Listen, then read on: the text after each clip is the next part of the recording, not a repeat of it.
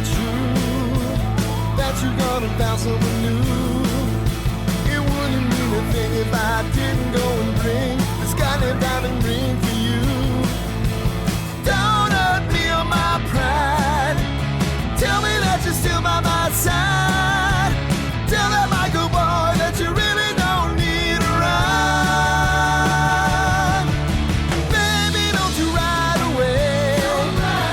Tell me that you're gonna stay.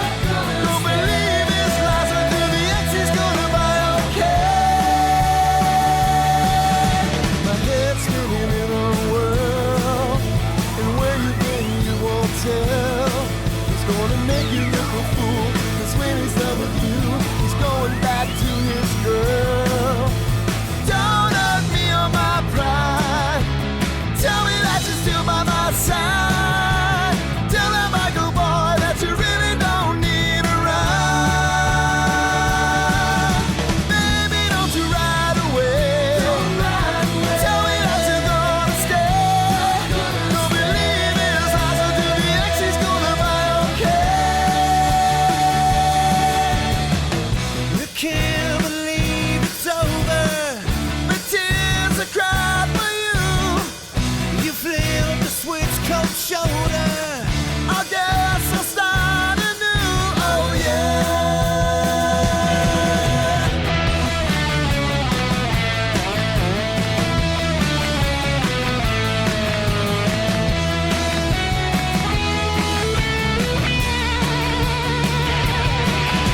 Baby, don't you ride away. Tell me that you're gonna stay.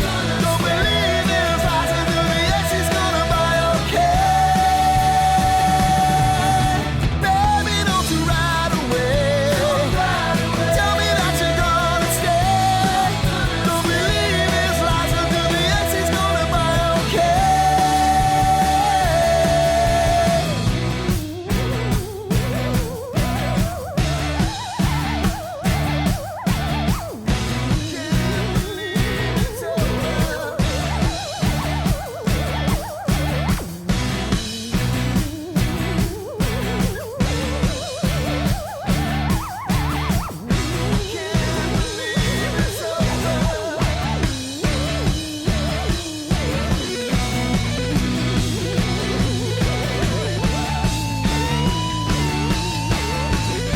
Can't believe it's over.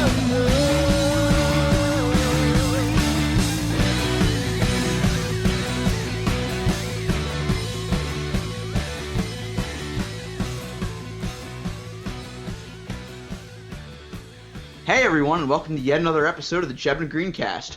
I'm here as always with my buddy Vinyl Man Jebb. Hey guys. And our guest today is Chuck Oney from The Vague. Chuck, how are you? Hey Chuck. I'm doing great, guys. How you doing?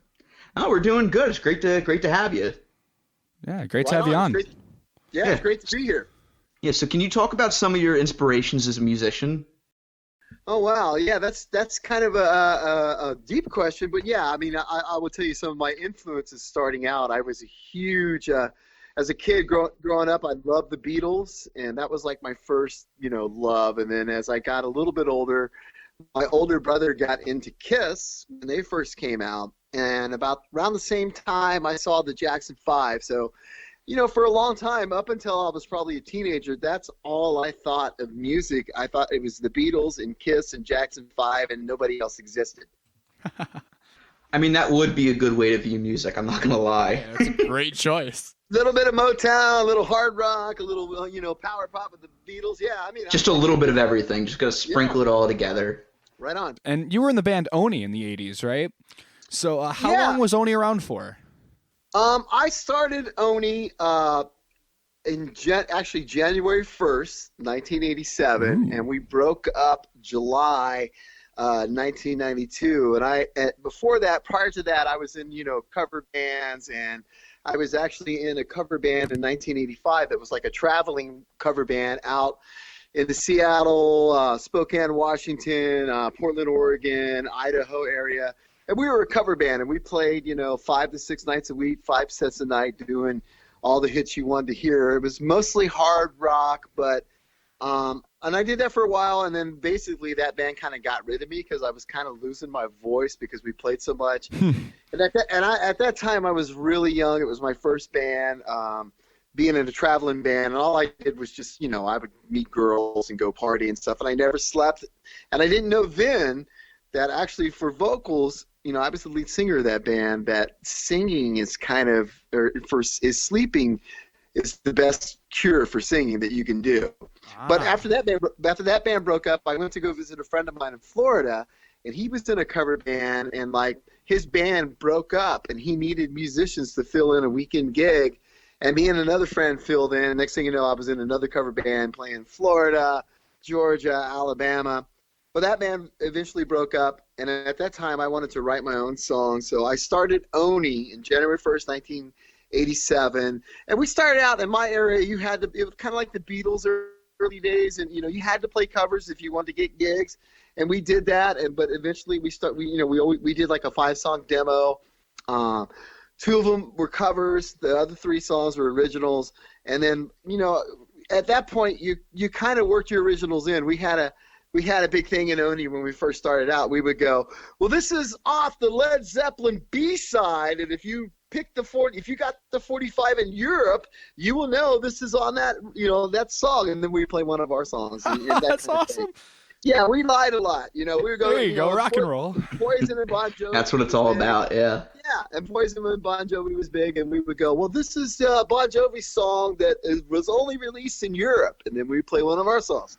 And that's kind of how we started in Oney, and eventually over time, people kept coming up to us and saying, hey, you know, we kind of want to hear your songs, not the other songs you do by other bands. So eventually we became an all-original band, and that band lasted until, you know, the whole, it was the 80s hard rock. You know, we look like Poison, and even though we got compared to Cheap Trick a lot, you know, and Kiss, but, you know, it was glam metal. We dressed up, we jumped around. It was a rock and roll show. And that whole scene died in you know, the early 90s, and it took us a little while to kind of figure that out. And then after that, I took a couple of guys from that band, and we formed the Vague, cut all our hair off. We're now power pop. We're wearing suits and you know, and ties, but it was great. I mean, I love both bands. Both bands, you know, the Vague actually lasted 3 times as long as Oney, even though Oney gets kind of more recognized nationally. But it's all good. If you like any of the music I make, when I was growing up, I listened to Kiss, and I listened to Beatles, and it's power pop and glam rock, and that's kind of what I'm all about. There you go. It's nothing wrong with that. So what got you into the power pop scene? Like, what band or what influenced really directly for the Vague? Like, what made you want to do the power pop? Oh, well, you know, I was very into, like, Ticket to Ride by the Beatles is like my all-time. That's my favorite Beatles song. Very, very good choice. Yeah. And actually, Getting Better is my favorite, like, you know, second other Beatles song. So, you know, that was probably the song that got me into the Beatles many years ago. There you go. Yeah. So I'm very, you know, I was always, you know, the Beatles came first to me and then Kiss, but so I got in. I always liked, you know, I'm old enough to remember when the Knack, their album came out. I was in junior high, and I loved that album. But at the same time, if you go back a few years, I remember the Raspberries, and I remember I have a distinct memory of they were playing on Midnight Special or Rock Concert, one of those two. And I was with my sister, and back in those days, you know, that's kind of like Saturday Night Live. I was a little kid, so to get to stay up on the weekends as late as we wanted in my household was like golden. And as a little kid, I wanted to see the Raspberries on the show, and I actually like fell asleep, and my sister was with me, and I kind of woke up, and the Raspberries were in the middle of playing, and I remember seeing Wally Bryson doing these backup vocals, and you can kind of see saliva spit in his mouth because it was shot from the side. And I was like, wow, that's crazy. I'm 7 years old, so I was this crazy. Flash forward about 30 years, and I'm actually calling Wally at his house, and he answers the phone because the Vague is doing a show with his son. What? And his son's band and us are doing a show in Cleveland. Oh my God.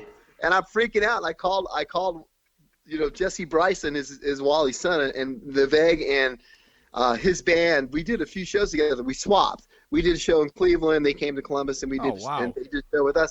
So I had to call his house to just confirm everything. And Wally answers the phone, and I'm sitting there going, "Hey, is Jesse there?" And he's like, "Let me go try to find him." And then, hang on, let me yell for him. And I'm like, "Is this Wally?" And he's like, "Yeah. Who's this?" And I'm like, "Well, this is Chuck, and I'm playing a show with your son, and I'm a huge fan." Since I was 7, it blows my mind how stuff happens. But to answer your question, trust me, guys, I'm very long-winded. No, this is perfect. I was into the Raspberries back in the day, but I kind of forgot about them.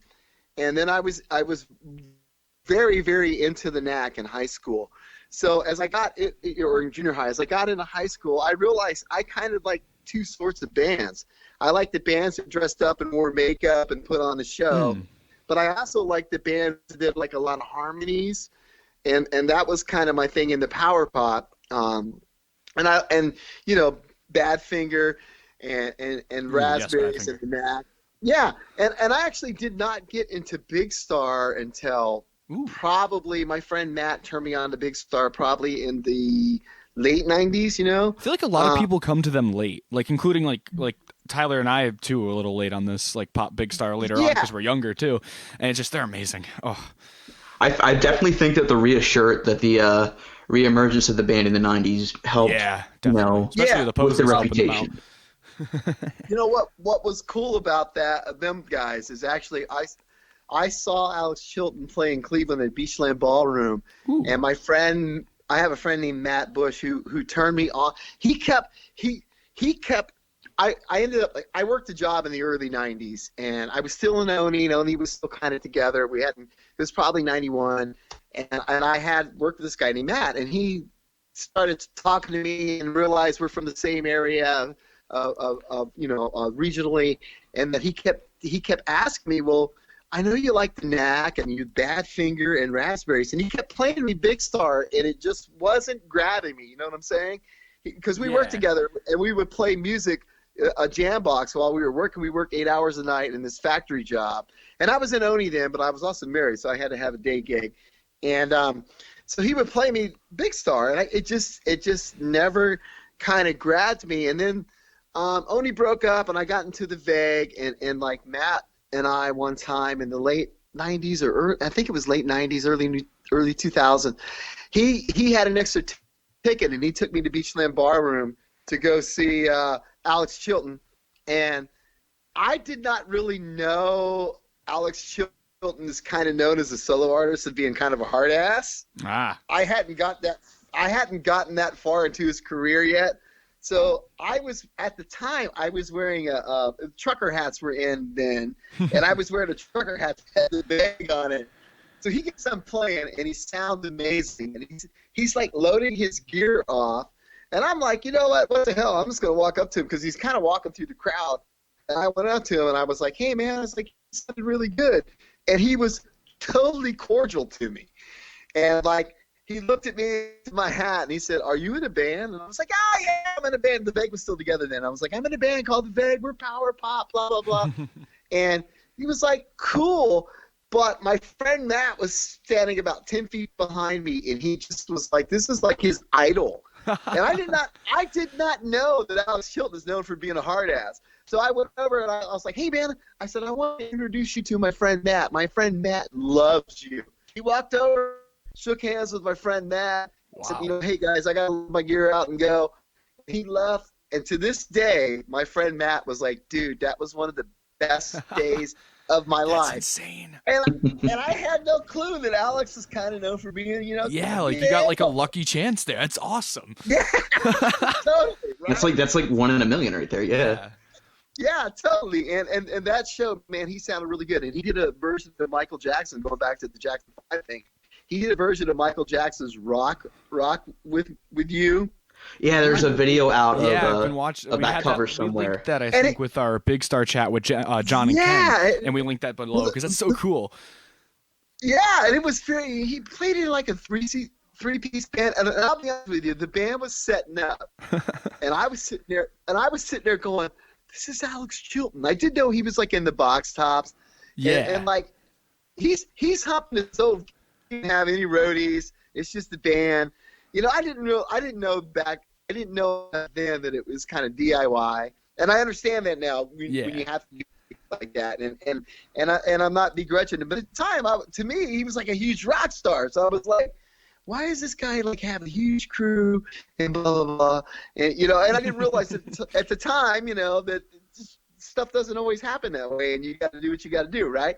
Yeah. But he got up and he was amazing. And then from that point on, I told my friend Matt, you know, it's a 2.5 hour drive from Cleveland to Columbus. And I was like, I got to really reassess because he burned me all these CDs, a big star. And I was like, I got to really reassess all the stuff that you burnt me that I just kind of glossed over. I think meeting the guy like changes, like meeting bands changes your view on the band itself. Like if the guy is like really chill, really cool, and it's like, all right, now I want to go listen to your music. Yeah, you know, and over the years, I've met people and I actually opened for people that have not been so cool.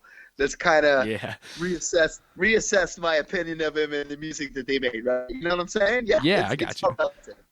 Yeah, absolutely. All right, so moving on. What are some of your favorite songs that you've written with the Vague, or with Oney? With Oney and the Vague, you know, it's funny. I guess I have to go back to what I still don't burn out on when I listen to, and I've been listening to a lot. Actually, it's funny because Oney just had a new CD release called Legacy off Demon Doll Records Music Group. It just came out April 3rd. So I've been, you know, I just got my copy literally like 2 days ago. Awesome. So I've been re-listening to those songs, and I don't ever get in Oney. I don't ever get tired of the song "When You're Ready for Love" because that was the first song that I wrote by myself. That was like a direct, not the first song that I ever wrote by myself, but the first song that it was ever like there was something going on in my life that I like, you know. The song is all about. So and then like it was very well received, and then we made a video for it and all that stuff. So I'm most proud of that song because it was the first time. Up until that point, you know, a lot of the songs that were written, I just kind of threw in vocal or lyrics. I mean, not vocals, but lyrics. You know, I never really like musically like this is what we're doing here, this part musically. So that song was the first song that I was like. Not the first song, but the main song that where once I showed it to the guys in the band, I actually showed them 2 songs. I was like, here's the song, and it kind of sounded a lot like Start Me Up by the Stones or Midnight Blue by Lou Gramm. I was like, I got this other song that I really was kind of hoping they would like. I played them 2 songs. And then I got this other song, and they liked When You're Ready for Love. So When You're Ready for Love, because I remember being in my trailer in college, and I had a guitar, and I had a little Gorilla amp, and I was very inspired to write songs. And I made a tape of it, and, you know, that to me is the one song that I'll never get tired of because it went really far, and you know, we're kind of known for that song, and it was just me. You know, it wasn't anybody else, no other. Sometimes in bands, sometimes you got to appease the other guys in the band, and you go, oh, yeah, okay, you can play that guitar lick there, even though I don't really like it. But, yeah, you know, I mean, you guys know, you're fans. Yeah, you can do that vocal there, even though it's not really what I had in mind. But that was the first song where I went, this is how I want it to sound. And the other guys, like, locked in on it. You know what I'm saying? It was kind of like I didn't have to tell them too much. They kind of locked in on what I was going for. And so I'm proud of that song. And in the Vague, I've been going through because we got I don't even think the other guys in the Vague know, but we got a special release locally here in Columbus, Ohio for Record Store Day coming out. Ooh. But I'm really proud of a lot of the songs that we did in that band. But I've been reassessing our two records. We had a record called Divorce and the Shame, and then 10 years later we have a record called Fussy. And we recorded all the time, and we were the king of being on people's tribute songs. We did a Jellyfish tribute. We did a Sweet tribute. We did a Rick Springfield tribute. And then we did some that never got released, like Bruce Springsteen and Lou Reed. We were the Posies. Actually, there's a Posey song that we did that never got Love Letter released. Boxes, right? Yeah, we were listening Yeah, to that's that. the one. You know that. Yeah, that's the Wow. one Jebb sent me this morning. I loved it. I am very impressed. It's very with good, that. yeah. Wow. Okay, I'm shocked. Yeah, I have a couple questions for you after the show for Posies related too. Yeah. Okay. So anyway, we did a ton of stuff, but I guess in the vague, the song "I'm for You," I'm really proud of. Fussy, I am really proud of the song "Dandy" off the first record, "Divorce in the Shame." And I like Three Monkeys, even though I was just kind of, I didn't write most of it. So what have you been up to since working with the Vague? Can you tell us some stuff about that? Oh man, I've just been getting laid, making lots of money, and it's just been crazy. But no, the Vague broke up in July of 2013, and I started working on some solo stuff after that. And I released in August of 2014 my first solo EP, where I pretty much played 90% of the instruments, and then I've been doing the cycle for that for a couple of years, and then about 4 years ago, that would make about 2016, I started like doing the next EP, and I cut the drum tracks, and then I just kind of, after I did the drum tracks, I did some other stuff to it, but then I kind of just ran out of money and kind of got burnt out and kind of had to separate myself from the songs for a little bit. It was very weird because I just I didn't feel them anymore. And I know the songs were good, so I was like, I don't know what's going on. So then I joined like an acoustic here in town, like an acoustic duo, just to go play happy hours and play covers and drink beer and play silly songs. And I did that for a little bit, and that was fun. Then that kind of broke up. And then a friend of mine was like, hey, I need a bass player, and I know you play bass on your records. Why don't you play bass with me? So I did that, and that was kind of an original band. But, recently it's kind of turned into more of a cover band, and that's been fun. It's for kicks and giggles. But and then I drummed on a friend of mine's record. He hasn't released it yet, but I did like 3 tracks. He asked me, came up to me, and he's a local musician guy, and he said, hey, man, who played drums on your EP? I really liked the drummer on that. And, I asked him, I was like, well, which songs are you talking about? And he told me the songs. I was like, well, that's me. So he was like, can you play drums on some of my stuff? And he's recording he's like doing like a 3-record thing, so it's taking him forever. But, so I've been recently, in the past 10 months, I really got back to the songs I originally recorded 4 years ago, and really I let them kind of stew for a little bit, and I came up with different ideas in my head and started recutting, redoing, besides the drums, everything else, the bass and the guitars and keyboards and vocals, and it started coming really quickly, and I started falling back in love with those songs again, and I'm probably about 75% done, and then this whole, coronavirus came, and so I'm kind of at a standstill, but I originally hoped to have it out in November, but it's probably going to be April of next year, but yeah, so I've been working on new stuff. Well, you guys got to hear it here. All right. Yeah. Yeah. Another Guys, exclusive. we want to thank you, Chuck, for coming on. Awesome opportunity to have you on. Hey, thank you for having me. Yeah, thanks so much, Chuck. It was great having you.